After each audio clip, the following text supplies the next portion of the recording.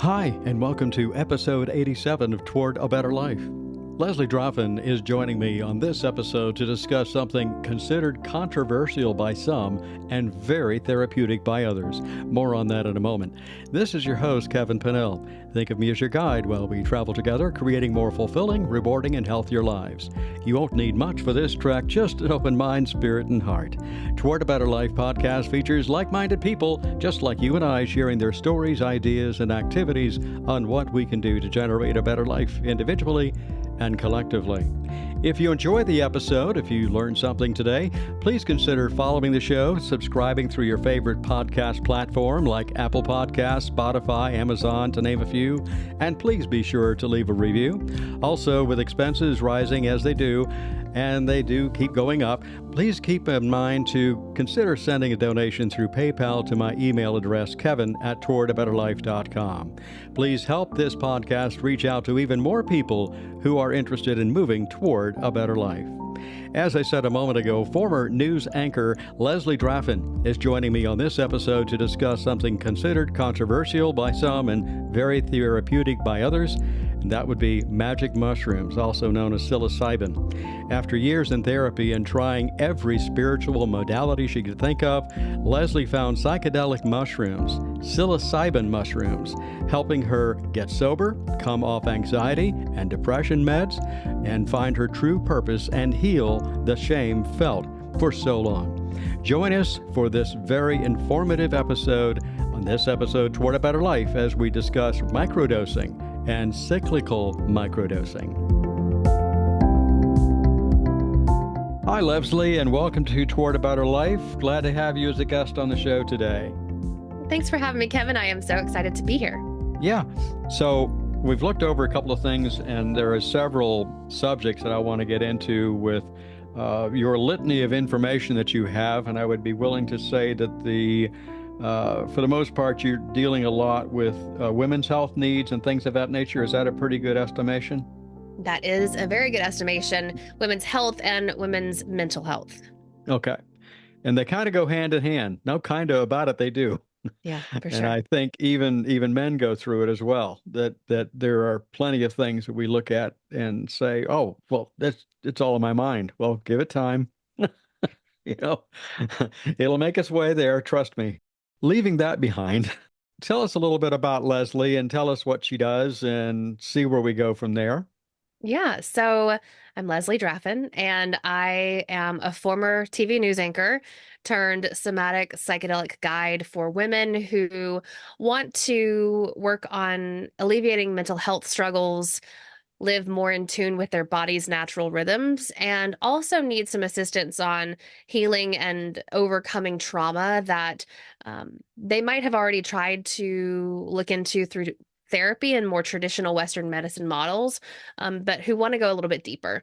So I really came to this work after spending about 20 years numbing out, punishing myself through eating disorders and alcohol abuse, really because at 18, I was diagnosed with herpes, which sent me into a massive shame spiral as a preacher's daughter from the deep South. And it just made me feel really worthless and dirty. Mm-hmm. And so I got addicted to hustling and achieving and trying to prove to all the people that I was worth loving. And what that got me was a lot of success in the outside world and a lot of anxiety and burnout internally. So I did a lot of things like taking medication, pharmaceutical drugs, going to therapy, and yet nothing for me really worked until I started to incorporate spiritual modalities, mindfulness techniques, and then ultimately microdosing magic mushrooms, which really helped me heal my mental health, get sober. I've been sober for 1.5 years.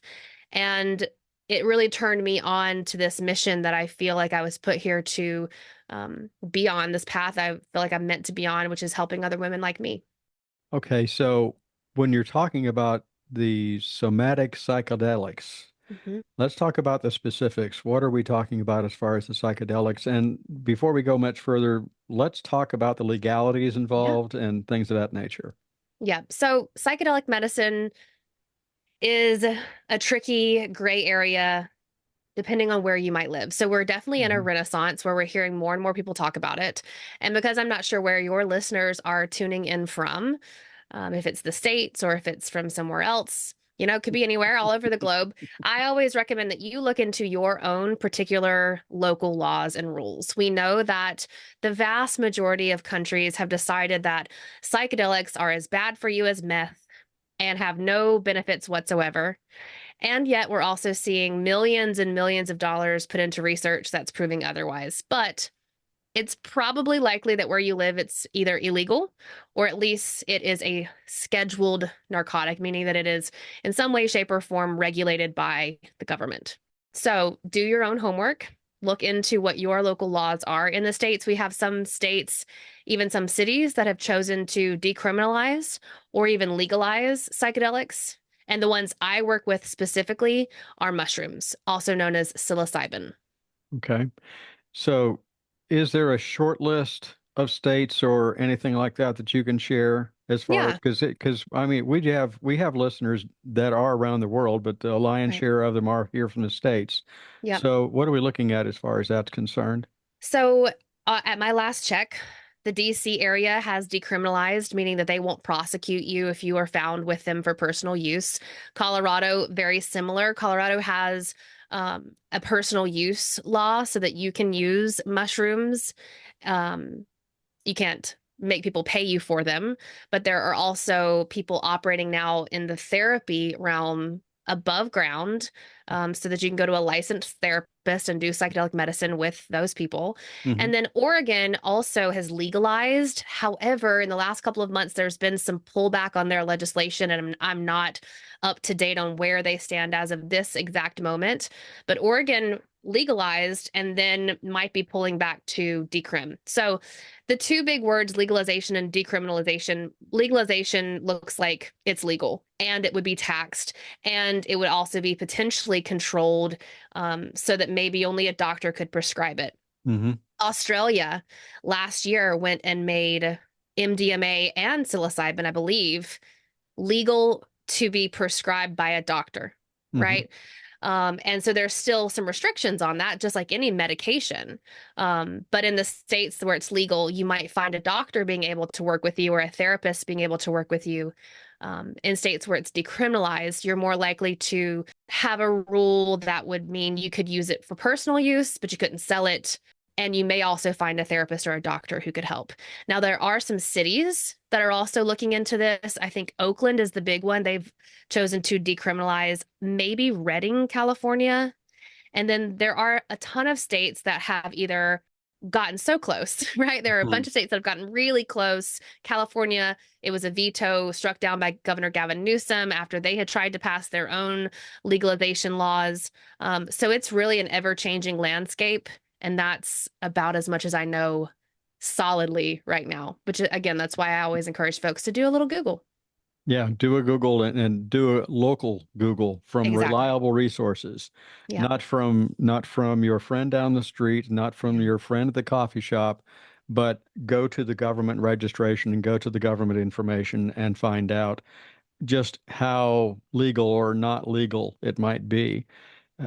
Even here in Western North Carolina, one of the things we're looking at right now is recreational marijuana has now been accepted on the Cherokee Reservation, Mm, and they're trying to figure out how they're going to enforce that because beginning in September, as it is right now, the only people that can go and buy it on the reservation are people who live at the reservation. sure. Yeah. However, that being said, in September, anybody can go to that area, to that Mm, reservation, and they can buy whatever they want. yep. But now the question is, what do you do when you leave? Right. Yeah, for sure. Yep. So, And worldwide, there are some countries I know that have relaxed laws around psychedelics. The Netherlands is one, Spain is one, Jamaica has basically a rule that anything that grows from the earth, they cannot make illegal. So again, yeah. loving that one. And it's just one of those things where you've got to be smart about how you're doing your research. Yep. And I also always tell folks there are millions of people out there for generations who have been self-medicating with psychedelic plants and fungi. And it's something that happens regardless of law, Yep. you know? I remember living in Arizona, for an example, and some people might be familiar with the terminology, the Native American Church, which it has some bases in the Navajo people, I believe. And the thing that they would talk about is peyote. Yeah, And the way that peyote was distributed was not here, go have a full button and go enjoy yourself. right. Because the way that it was done typically was you would go to somebody who knew what they were doing. Typically, I'm going to use the term medicine person to be politically correct. It's medicine man, medicine woman, whoever. But you would go to that person and they would actually talk with you and say, okay, so Leslie, why do you want to take this? What's your purpose for this? And if you just say, oh, I just want to do it because I want to try it out and see what it's like, well, good luck with that because you're probably not going to get it. Yeah, But if you come in and you say, look, I've been dealing with, let's go down the list. I've been dealing with depression. I've been dealing with, as weird as it may sound, I've been dealing with menstrual cramps that are just ready to put me out of my mind. I'm dealing with this, I'm dealing with that, I'm dealing with this emotional issue, psychological issue, physical issue. And if you come up with stuff like that, the chances are they're going to say, okay, let me talk with you a little bit more, and they get an idea about that person, and hmm, based on what they find, this is how much you're yeah, going to be given. yeah. And so with the microdosing, is it similar to that? Is that how you're approaching it? I'm So curious. I certainly approach the work that I do very intentionally. And so I have people who are interested set up a discovery call and do an intake form where they really express, the struggles they're going through, their experience, if any, with psychedelics in the past, their current support system, whether they've been with a therapist, and what they're really hoping their life would look like if this work were something that they brought into their life. And I look at sort of like what you're saying. I look at their whole person, Mhm. the somatic aspect of my work, and soma, meaning the whole organism. I really do try and look at everyone's mental, emotional, physical, spiritual health, and what is it that you're experiencing? How activated are you? And then I'll talk to them about what microdosing even is, which is taking a teeny tiny amount of a Mhm. psychedelic, so small that you're not tripping, you're not high, you're not intoxicated, you're able to function just like you would in any other day of your life. But hopefully, you're also a bit more tuned in, you're more settled and grounded, more focused and intentional. And then for some folks who are interested in the experience of a full dose, I'll talk them through that, but I'm not someone who like prescribes or gives that type of suggestion to folks. I'm really in the realm right now of microdosing specifically. I appreciate the thing which you're talking about microdosing because it's so important.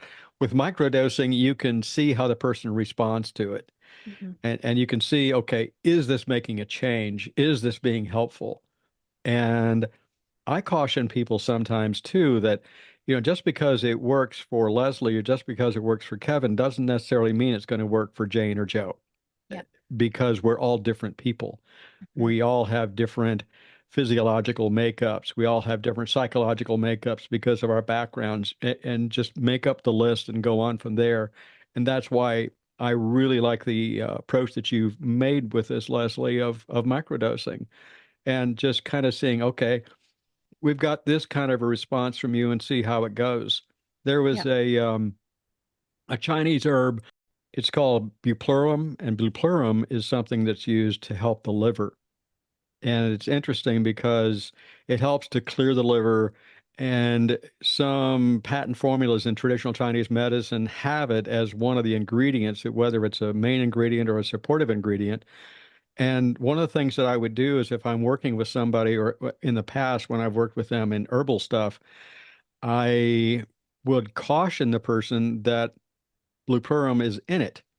Mm. And I not only want to talk with them about their response to it, but of all things, I want to talk to their partner, Mm. or I want to talk to their mom or their dad, somebody who's close to them, because emotionally, Blueperum works with the liver. And emotionally, that is anger and stress in traditional Mm. Chinese medicine.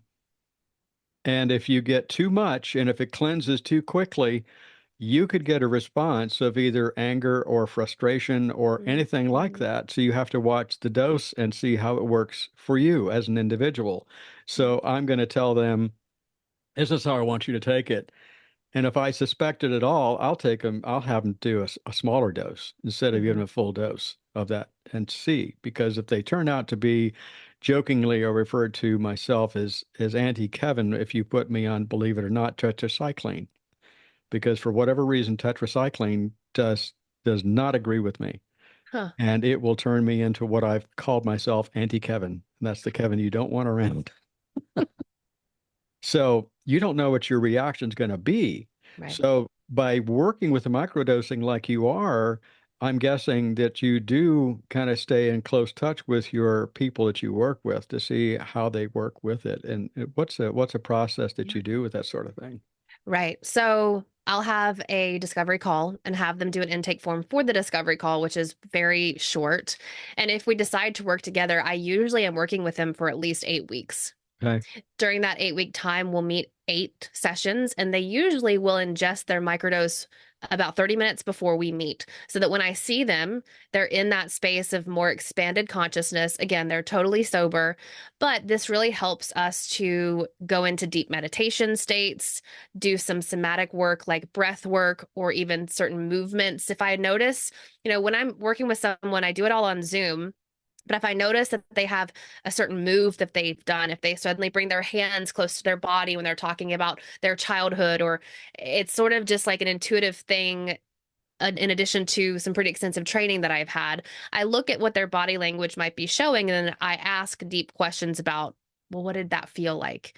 Hmm. I really am trying to help people understand how to sense the sensations in their body and understand how much our sensations tell us about our feelings and our emotions, the stories that we have made up about ourselves, which may or may not be true.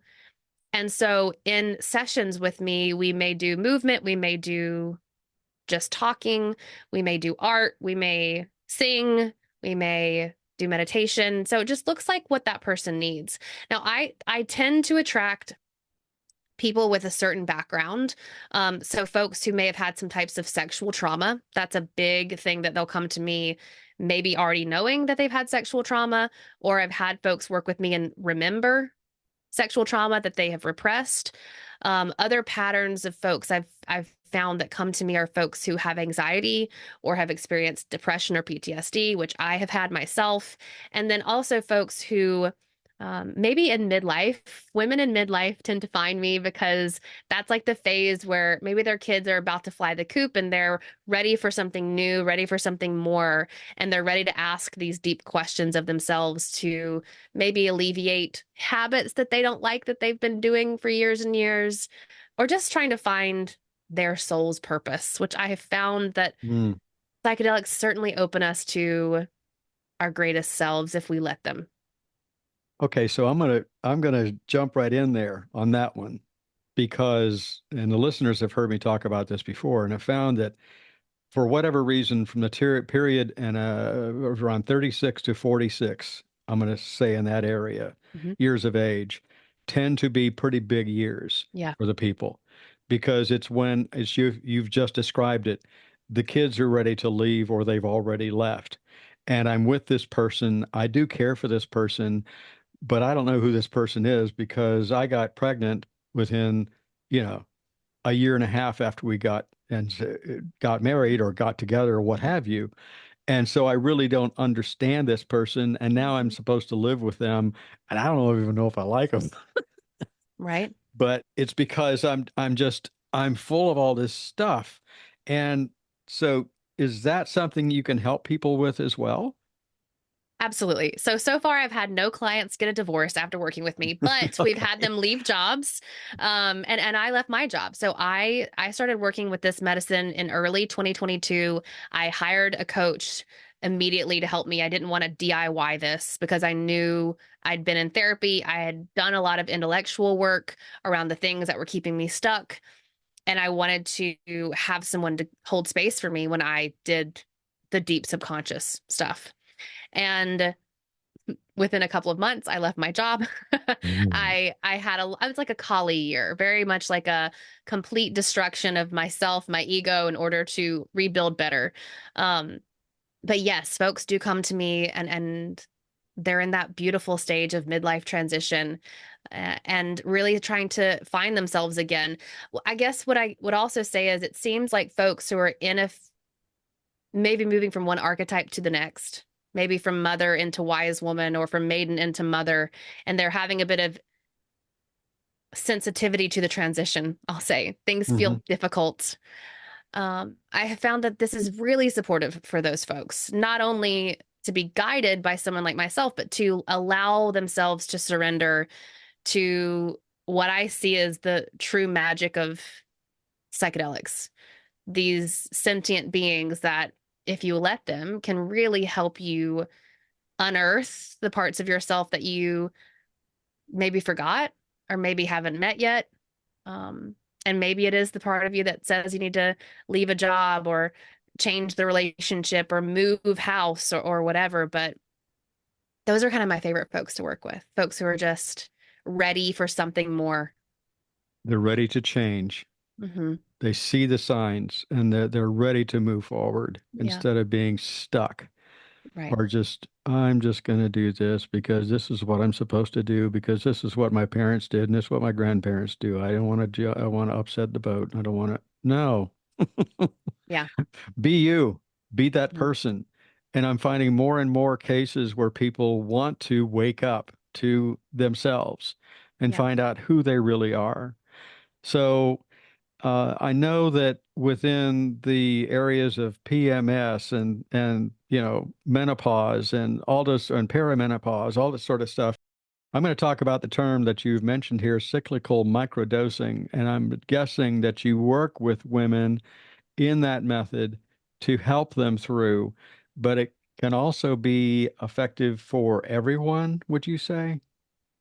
So I think that it can be effective for anyone who wants to live more in tune with their body's natural rhythms, whether it's someone who currently has a menstrual cycle or no longer bleeds. I have not tried cyclical microdosing with those who are born in male bodies, so I can't speak to that. But I have worked with people who are experiencing hormonal issues, Hmm. are on an IUD, or are in perimenopause and no longer bleed, to still work around the cyclical microdosing method. And so, what that is it is an approach to the protocol or the schedule of when you'd ingest a microdose. So anytime you microdose, you want to have a schedule. The Hmm. popular ones are things like 3 times a week, every other day, every 2 days. What I did is I combined my history as a menstrual cycle educator with the cyclical and psychedelic world to come up with a plan so that in the first 2 weeks of someone's menstrual cycle or around the new moon, that's usually when symptoms are lightest, your energy is highest. And in the moon phases, when the moon goes from its darkest to its brightest at the full, you would microdose twice a week. Hmm. This is when, like I said, you don't usually have symptoms. This is your follicular and your ovulation phases. And then in the second half of the cycle, when symptoms like PMS, PMDD, cramps, mood swings are often more present, you would microdose 5 times a week. Okay. And so, what that has seemed to do with my clients is decrease cramps, not seem to. I know it's decreased cramps, usually on average from like an 8 to a 4. Hmm. But more so, it's allowed them the space to really begin to unearth what their mood swings mean, Hmm. the message behind what their moods are. It's helped them to set boundaries. Those of my clients who are either experiencing chronic cyclical pain or just every once in a while, things like headaches or body aches, psilocybin seems to work to decrease those. There's some studies that are suggesting it's anti-inflammatory. Hmm. We know that it works to um, without getting too sciencey because that's not my background, but we know that it can work to I guess like reroute certain blood pathways. So Okay. there was a study around chronic migraines and how Hmm. psilocybin at a full dose helped those. And when Hmm. they looked at the brain patterns, it almost looked like it was kind of rerouting some of the brain blood vessels. Not, I guess, the blood vessels themselves, but sort of restricting blood flow to certain areas and pumping it into other areas to decrease pain. And that's one of the reasons why I decided that we could microdose along with the cycle, because so many people have chronic cyclical pain. And so that's generally what I would suggest someone does. Follow that for 2 or 3 months, then take a break. Hmm. So whenever we're microdosing, we don't do it daily. This is Hmm. not a daily thing. This is not a pharmaceutical drug that you have to take every day for the rest of your life. It comes into our lives for a season to help us with what it is that we need most help with. Maybe it is your cycle. Maybe it's just getting more in touch with your feminine energy. So Hmm. I was someone who lived almost predominantly in my masculine, Hmm. wounded masculine, I would Hmm. say, but in that overachieving, the hustling and proving. Okay. And I felt so disconnected from the feminine. And so when I started to do this work, it finally made sense to really be in the ease and the slowness. Okay. So we look at change, we look at flow, we look at cramps, we look at cyclical. I'm going to ask something, maybe it is getting scientific, but getting very specific. Have you had any experience on, say, for an example, clotting versus low clotting when you've No. got, okay. So not Because, not in my personal experience. I mean, in my personal cycle, I've kind of noticed some differences, but I'm also aging, so I'm not sure if it's the mushrooms or if it's the perimenopause. okay. All right. The only reason I say that is because sometimes when you're looking at cramping or if you're looking at the blood flow or anything like that, and maybe even clotting, sometimes within traditional Chinese medicine, that's referring actually to excess and congestion. So you Mm. want to relieve that, and that's what I'm wondering if the psilocybin is effective in helping to break that, because if it can break it, if it can settle stuff down, and if it can smooth you out emotionally, what is that doing physiologically as well? And it's just something to, my brain just went there. So I don't And know. I think you're right on the money. So I really see microdosing psilocybin as something that brings balance into our life. Wherever we're Hmm. out of balance, it Hmm. helps us to bring into balance. And it might not be immediate. So a big word in the psychedelic realm is integration. And that Right. basically just means making sense of the message. And it can take a long time. Like Hmm. it's not, I'll work with people for 8 weeks. And sometimes the aha doesn't come until 6 months later when they message me and they're like, hey, guess what? Like Hmm. I get it now.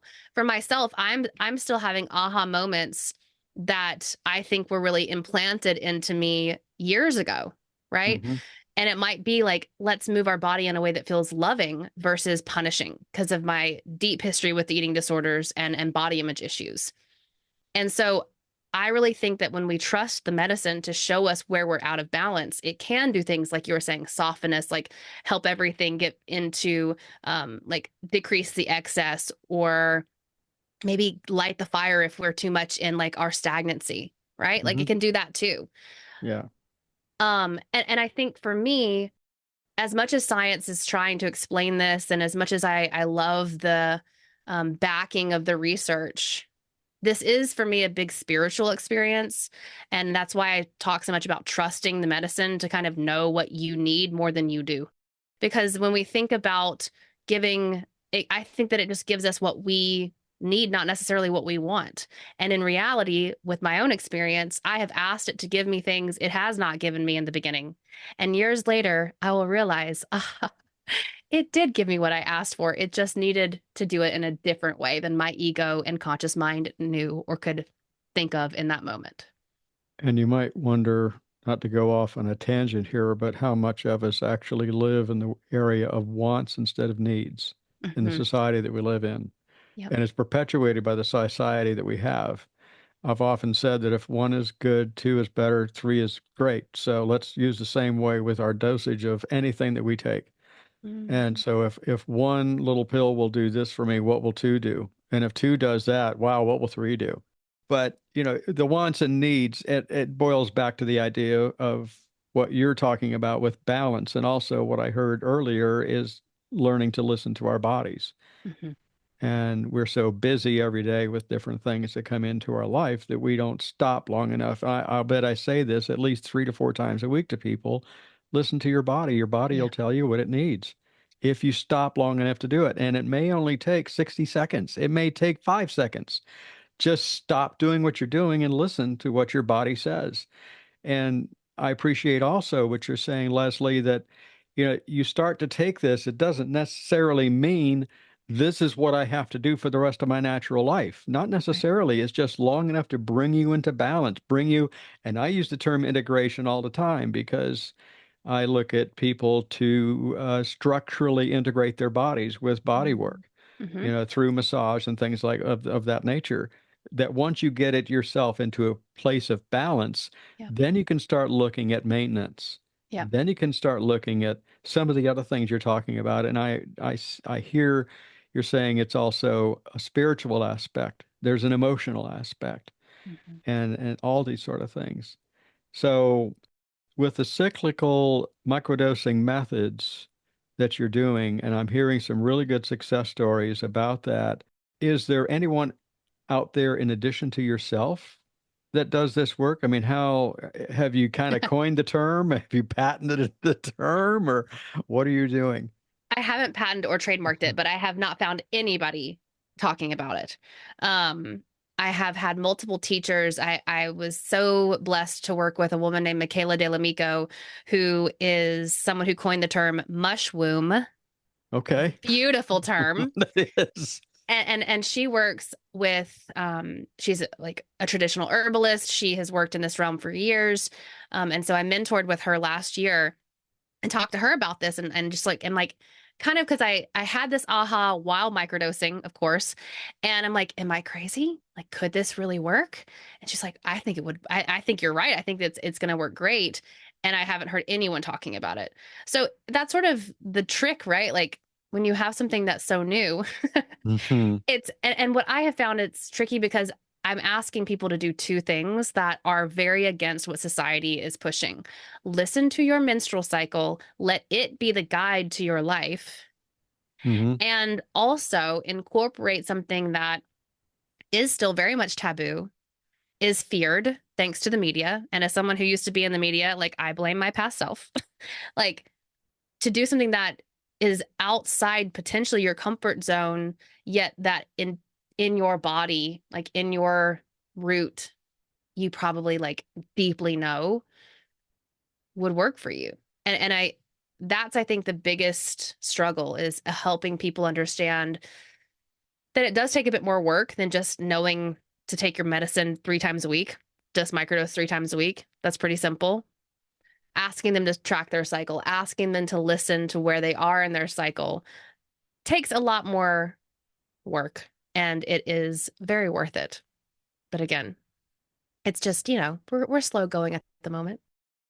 And that's okay. Slow is not a Yeah. bad thing I because think the only place to get, yeah, I was just saying, if you want to get somewhere fast, you have got to go slow, especially in the healing process.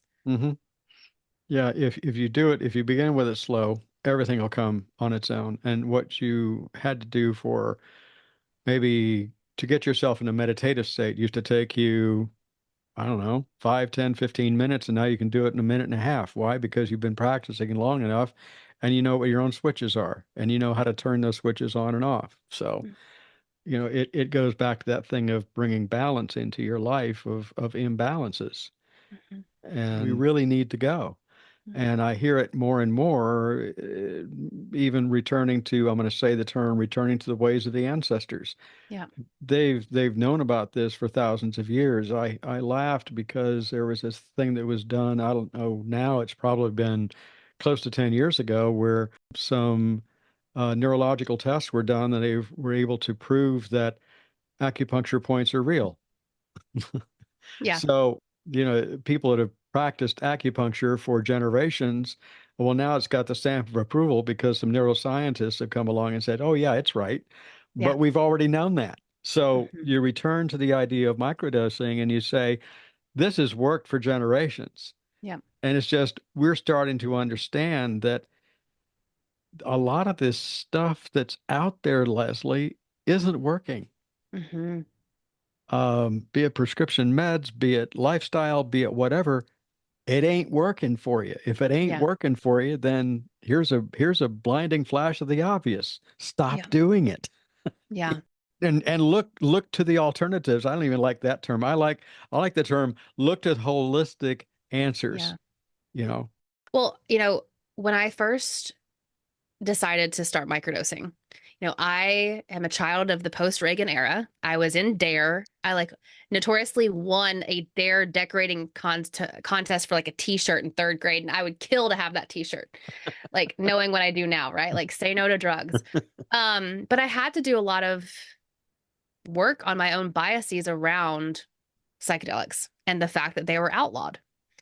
And Hmm. what the pandemic showed me, because I was still a news anchor during the pandemic, as I looked around at everything that was happening and being someone who is a natural questioner, naturally curious, I really had to start asking myself, why are things the way they are?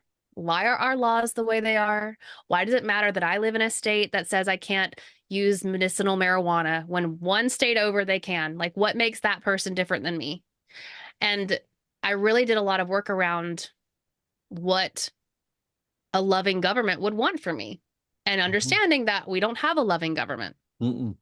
And so when I started to within myself sort of settle those arguments and this whole past belief system that was really rooted deeply in my Christian upbringing and living in the deep south and being in Dare, I really just had to look at what is the best holistic approach for me, because the things that I've been offered, they're not working. They make me feel like crap. And the coping mechanisms that our society just like puts on a pedestal, drinking alcohol, shopping, eating a bunch of sugar, like those also weren't working. So maybe I do have to go against the grain completely to find myself. And I had to do that work, and it did not feel good. It felt incredibly scary. And that was before I ever thought I'd be doing this work publicly. This was just my own inner healing. I was doing that internalized work. And so for folks who I work with, I always say kind of the same thing. Like, you may have to wrestle with your own belief systems about if this is right for you or not. And that's with anything, not just psychedelics. It's with going to a homeopathic doctor. It's with, like you were saying, acupuncture. Um, but can you question everything and get really curious about what it is that you yourself know? Because I feel like I was put here to help people remember what they know. They have forgotten it. I don't know all the answers.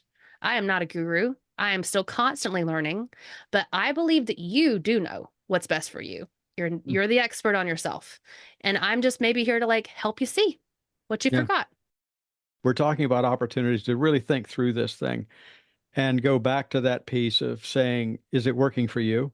Yeah. Is what you're doing working for you? Just ask that question. If it is, that's great. Yes. But at some level, if it's not, it's okay to question it. You're not going to be struck by lightning. Your world will not come to it. Well, actually, your world might come to Ah. an end, the world that you know. And I appreciate your insight too, Leslie, and your candidness that if somebody said to me, would you go through what you went through? Wow, 35 years ago, would you do it again? Yes, absolutely, if it got me where I am now. Hmm. Do I have little bits and pieces that come through from that old life? Oh, absolutely, because I'm human and because it's in my personality. The difference is I recognize it now and I know when to put a stop to it. Yeah. And I make those adjustments as necessary. And what I'm also hearing is that when we do make these changes, yeah, they can be painful. Mm. They can hurt. When you're growing up and you're running into adolescence, you have a little thing called growing pains, and it's there for a reason because you're coming out of one way of life and one physiological way of life, and you're moving into something brand new. Yeah. You're getting all kinds of life changes. Your hormones are changing and everything else. And now at the other end of the spectrum, women are looking at a different hormonal change. Yeah. And I feel for you. I can say I understand. I don't know how you feel because I can empathy just goes just so far in a Hmm. masculine body, Yeah. but still I can understand it. And I can hope that I can help, and I hope I can support. And man, if you're listening to this and your wife is going through that, your partner is going through that, you know, for someone that has been that route, just keep in mind, just be there. Yeah. They don't necessarily want advice, but they do want to have an ear. Hmm. Yeah, we don't need you to fix it. We just want you to be, we don't need your, like, and that's what's so tricky, right? Men want to fix, men want to help. They want to be assistant, like they want to assist. And sometimes what we need is, like you just said so beautifully, someone to just listen. Hmm. And that can be so hard. Hmm. Do you know how I read someplace that you know how long an effective hug takes? Okay, I feel like I recently read this too. Isn't it like 20 to 30 seconds? Yes. Yep. How, 20 and when was the seconds. last time that you had a 20-second hug? Yesterday. It's when, it's when she went away. I'm on my own for a week, but she went away, and we make it a point. We don't sit there with our stopwatches, but we make it a point to actually hug each other. Hmm. And it does all kinds of stuff. It fires up endorphins. It does all kinds of stuff. Yep. And it relaxes you. It helps you become vibrant. And I will even say that it helps in the sex life. And Yeah. I'm not talking about just the physical part that doesn't last that long necessarily, but there's a lot more to it. There's a Mhm. lot more to, and I'll say the magic word foreplay. Yeah. Foreplay does not necessarily mean what we're going to do behind a door in a bedroom. And No. foreplay began out in the living room 2 hours before. Yep. Think about So, it. yeah. So I also read that it's a 6 second kiss. Okay. 6 second kiss, 20-second hug. But what's also interesting is so I started, and this is back to what I asked the mushrooms to give me versus what they did give me. I asked them to help me be open to receiving pleasure. Okay. And so when I was working with that coach, she would give me these like practices to do, like 20-second hug or co-breathing.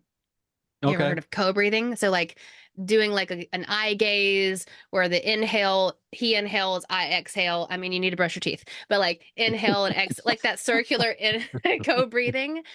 And yeah, just so wonderful to help that connection because I think psilocybin helps us with what's most important, self-intimacy. Hmm. And so I have seen it definitely increase my relationship because when I am more intimate with myself, knowing myself more intimately, it does bleed into all the different places of my relationships, good, bad, and ugly. And so we would do some of those things like the 20-second hug, or we would do the breath work, the 6 second kiss. So yeah, that's great. It is anything like that to take you out of the norm and put you into a different state. In one of the workshops that I've done, it has to do with connections with your partner. And you do this really well. It should be with the partner. And if you ever want to try it, everybody, it works really well. All you do is, sounds kind of silly, but you get two chairs and you pull them up as close together as you can so that your knees are touching. Your knees have to touch, and then look at the person. Hmm. I mean, really look at them. You look at their forehead, you look at their eyes, you look at their nose, you look at their mouth, you look at everything about them, and you just start doing that. And before you know it, something can begin to happen. And it's both the giver and the receiver. Mm. The receiver begins to feel almost naked in front of Mm. the other person because all the facade is being stripped away and you're beginning to see the real person. And then the one that's giving that look understands that I'm not just looking at this person, I'm looking at everything about them. Hmm. What is it that's magical about this person? And the dynamics of this kind of an exercise are phenomenal. Hmm. And I've seen situations in a workshop where you have two people that, for all intent and purposes, they weren't the closest they could possibly be, but you put them in that position, and sometimes in less than 2 minutes, you start to see tears Hmm. because Yeah. they realize, what did I ever do? How You know, beautiful. yeah, how did I get this? How did I get to where I am and forget about where we were? And it's Mm, phenomenal. So it's magical. And what I'm hearing is maybe the psilocybin can help that too, because it's going to open up the emotional pieces of the person. 100%. Yeah, I found that one of the things that my coach had us do is she wanted us to microdose and then have sex. And I was the one who'd already been doing the work with microdosing, and my husband had had experience with psychedelics much more actually than I had because I never even tried psychedelics till I was in my 30s. But he had been much more of an exploratory person as a youth. And so when we did that and we did those practices, like maybe even sitting chest to chest, so a bit closer than your knee to knee thing, but looking into like left eye to left eye or right eye to right eye. Hmm. First of all, just like the stripped nakedness of being in pure witness. Like being witnessed, first of all, can feel so uncomfortable. And I think Yes. that was part of why it needed to happen because, we're married, we're choosing to spend our life with someone. And like you said before, it's like how often do we really take the time to be in deep connection or really even look at that person? And so I think that the psilocybin was able to help bring down the walls around some of our, armor that we naturally have to put on to survive this world, break that down a little. I almost see it like, in the old castles or old homes where they've got the vines all over the walls and how they're kind of crumbling that really strong foundation down. In its own beautiful way, I think that the mushrooms can do that too and kind of break down the walls between people, between ourselves, and then help to create, since we talk a lot about new habits, new patterns, these new ways of choosing to be, so that we do choose to do a 6-second kiss every day, or we do choose to do these little habit interrupters that can really help to shift things massively, even though they're so tiny. Hmm. Well, the potential that I'm also seeing here for the microdosing is it becomes a true supplement where I don't have to do this for the rest of my life. But what I can use it for is I can use it as a vehicle for me to connect with Hmm. that person being me. And I'm going to maybe go against about what you're doing here, but I think there are cases where people maybe don't need that they have the capabilities of doing it on their own, Hmm. and that's fine too. But for gosh sakes, don't don't not do it. Don't, because the life on the other side of that gate is phenomenal. It's Yep. wonderful. It really is the gateway toward a better life when you Yeah. think about it. And that's, it's so important. And I think what you said too, there are absolutely people who can do this all on their own. Hmm. Absolutely. Yeah. And what I want folks to also remember is that when we are exploring the world of psychedelics, which can be non-specific amplifiers, meaning that they may amplify the thing that you don't want it to amplify, right? Like maybe Hmm. it starts to amplify your anxiety in order to show you where the root of that anxiety is, or it Hmm. begins to amplify your depression to show you why you're depressed. That's when having someone to help you can be Yes. important. Because Hmm. if you're someone who's done a ton of inner work and then you add this in and it begins to amplify your joy, it amplifies your play, it amplifies your pleasure. For me as a guide, I love to see that. And I often see it midway through working with someone. But those folks can easily do this on their own. It's people who might need a little help when things get shadowy. Right. That's just where I come. I'm like a little light, like a lighthouse. Like here, it's safe over here. Come over this way. Um, and I was the person who DIY'd my healing journey for years. Years. Mm. I thought I could, and I loved to learn. I'm naturally like a curious person. That's why I was such a good journalist. And this was just this one little thing that was like, you know what? I don't want to do this by myself. And so that's kind of what I'm here for. But I love to teach people how to do it themselves. I'm doing a free masterclass in a couple of weeks. This episode will already have aired, but there'll be a replay around mindful microdosing, where I'm going to teach people exactly how to set it up completely on their own. And if Hmm. you're someone who can do that, you'll have every single tool you need from that Hmm. masterclass, because I want people to do this, right? Like you said, don't just not do it.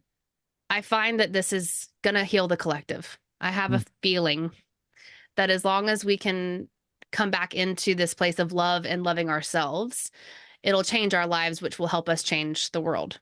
And I certainly don't want you thinking that you need to work with a guide to keep you from doing that work, if that Right. makes sense. Yeah. It makes perfect sense. It makes ideal sense. So you began the process of sharing a little bit. Let's talk about how do we get in touch with Leslie? Because I know it's lesliedraffin.com. That's Yes. Draffin.com. Yeah. And go to her website. It's loaded with information. Trust me, I've been there. And it's wonderful what she has available. Is there anything else that you could share, Leslie, for our listeners about getting in touch with you or what you've got coming up or what you have available? Yes. I have a free intentional microdosing guide. This is for beginners. It explains the commonly asked questions, contraindications. It explains how to get in touch with me. And I'd love to just give you that if you want to put it maybe in the show notes, just a Hmm. link. It also will get you on my email list, which is how you find out about all of the new free trainings that I have. I have an Instagram at Leslie Draffin and my own podcast, The Light Within. And if you are interested in finding out more, if you listened to our conversation and you are feeling really excited, maybe you're like, this is the next step on my healing journey, I'd love to just invite you to book a free call. We can just chat, Hmm. find out what's happening with you, figure out if you're a good candidate for microdosing. And I can put a link, give you a link for that too. Because That'd be great. I think we should talk before we leave about the good candidate part, right? Yeah, yeah. So psilocybin is non-addictive and almost no risk for most people. And yet there are some folks I recommend not working with psychedelics. So people who have either a personal or direct family history of schizophrenia or bipolar, you want to make sure you're talking to somebody who's trained in those areas before you invite this into your life, because it might amplify those experiences. The other thing is there are some medications that this could be a contraindication for. I'm usually looking at heart issues, high blood pressure. It can elevate blood pressure a little bit. So if you're someone who has high blood pressure and you're on medication, you again want to look really seriously at whether or not that's smart for you, and hopefully talk to your doctor if you have that type of a relationship with your provider. And then I also really recently, and this is from personal experience, if you're in an incredibly acute state of anxiety, panic, grief, or depression, this might not be for you right now, right? Hmm. If you're at a 10 on a 1 to 10 scale of your grief or your loss or your anxiety, there are certainly other modalities that I think could serve you a bit better at this moment than going into an expanded state of consciousness with psychedelics. And when you're back at a 7, maybe that's when you work with it. I experienced a massive loss this summer. My dog died. He was my soulmate dog. And I knew that psychedelics were not something that I needed to be exploring because I was in such a state of grief. But you being someone who's been in the herbal space, there are so many herbs that can support, there are so many different modalities that can support. But that's usually the three main areas I caution people before exploring psychedelics. And your choice is your choice. That's just my opinion. Yeah. And the modality part, what modalities would you look at? Are we looking at psychotherapy? Are we looking at Sure. primary care physicians, psychiatrists, uh, name it? I mean, Yeah. are we on the right pathway here? See You what? know, I'm not a doctor and I'm not a medical or mental health licensed professional, so nothing I say should be taken as such. But Mhm. I definitely think that, there is a place for therapy in a lot of people's lives. I certainly benefited from it.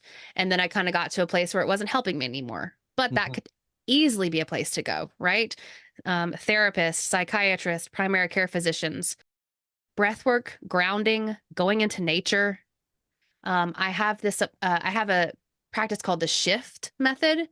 That is a somatic-based practice that takes 9 minutes, no meditation required, that I'm finding can be really helpful for people who are in states of panic. I tried and tested it on myself when I was having a panic attack really recently. It's a little bit of journaling, it's a little bit of breath work, and it's a little bit of movement to sort of shock your state and shift you out of what it is that you're experiencing. So somatic practices like that can also be really helpful. Can you Cold go in? baths, cold showers, all Yeah, that type of thing too. can you go into a little bit more depth on the 9-minute practice? Sure. So the shift practice stands for sensations. So seeking sensations, honor what comes up, inhale, exhale, flow, and then take stock. That's what shift is an acronym for. And so over a 9-minute period, you would spend 2 minutes journaling. That's usually when you're able to sense and honor what comes up. So I'll journal for 2 minutes and think, okay, what am I sensing in my body? I feel tightness in my chest. I feel tightness behind my eyes. I really want to cry. Oh, I'm sad about this. And allow yourself to almost brain dump what's happening in your body. For 3 minutes, then we would do some breath work. Inhale through the nose, exhale through the mouth, to whatever count you like. You could be 4 in, 4 out, 2 in, 2 out. The 4, 7, 8 breath is one that's incredibly impactful for anxiety. So it's inhale for 4 counts, hold the breath for 7, exhale for 8 counts. Repeat, repeat, repeat. And then the last step is a bit of movement. So I have a playlist I'd love to just send you. You can send that out to folks too. It's like the perfect timed playlist. Song 1, you journal. Song 2, you breathe. Song 1, you journal. Song 2, you breathe. Song 3, you move. And maybe you want to move in a way that feels like dance or stretch. I'm a huge fan of shaking. So tremoring, swaying, doing a little body taps, butterfly hug, tingling your fingers over yourselves. And really this is to help you get out of your head and into your body. Because when we're in panic, when we're in anxiety, when we're in depression, what I have found is we're very often in that state of our mind where it feels like we're spiraling down into that dungeon of like gunk. And this can sort of help to quickly shift us out of the state of being here in our head and here into our body. Okay. So I'm curious, what does Leslie do to create a better life for herself? She regulates her nervous system. She expresses her boundaries. And honestly, I just try to go slow. Slower than I would ever even think I needed to go, because I lived in the fast lane for so long and it really tore me up. And so I am constantly trying to do things that just feel good and slow. I'm really good friends with some birds. I don't know their names. I don't know what they are, but they live outside my house. I say hi to them often. I do a garden. I paint. That's kind of what I do. Okay. This is all wonderful. And Leslie, this has been an eye opener. I really do appreciate you taking the time out of your day to share with us on Toward a Better Life. This was magical, and it gives us a whole new viewpoint, I think, on microdosing and psilocybin and things of that nature, because if it's taken properly, this is so effective. And I would say on the dare part, I can remember that very well. So say no to the inappropriate use of drugs. How's that? Love it. Yes. New slogan. So once again, Leslie, thanks so much for being my guest today, and we really enjoyed having you, and I wish you the best. Thanks so much for having me, Kevin. This is great. Thank you, Leslie, for sharing so much helpful information about magic mushrooms, psilocybin, and cyclical microdosing. If you have further questions, or if you'd like to connect with Leslie Draffin, you may do so through her website, lesliedraffin.com. There's also a link in the show notes to connect with Leslie to rediscover yourself. If you're seeking insights and advice on how to create a better life for yourself over and above the podcast, please be sure to visit my website, towardabetterlife.com, where I offer some products, some additional reading through my blog, as well as opportunities to connect with me for perhaps some mentoring sessions. Just write me at kevin@towardabetterlife.com for details. Join me next time on Toward a Better Life as I welcome Dave the Bard, the host of Druidcast, who's also a great singer and songwriter, if I do say so. We're going to have a lot of fun. We're going to share a lot of interesting things about him and his songs. We're going to share a couple of his songs, as a matter of fact, from his recent album, with his permission, of course. Dave the Bard and I will be discussing Druidry, how it's being recognized today, and along with some general insights surrounding that lifestyle, and some information about OBOD, the Order of Bards, Ovates, and Druid in the UK. Tune in next time to explore Druidry with me and Dave the Bard. As I said earlier, if you enjoyed the episode or you learned something today, please be sure to consider following and subscribing to Toward a Better Life through your favorite podcast platform like Apple Podcast and Spotify or Amazon, whichever you choose, and be sure to leave a good review. That helps the podcast more than I could say, and it allows us to reach out to more and more people every day, which would mean the world to me. If you have any questions, or if you'd like to be my guest sometime, please write to me, kevin@towardabetterlife.com. That's kevin@towardabetterlife.com. I look forward to hearing from you, and until next time, enjoy your journey toward a better life.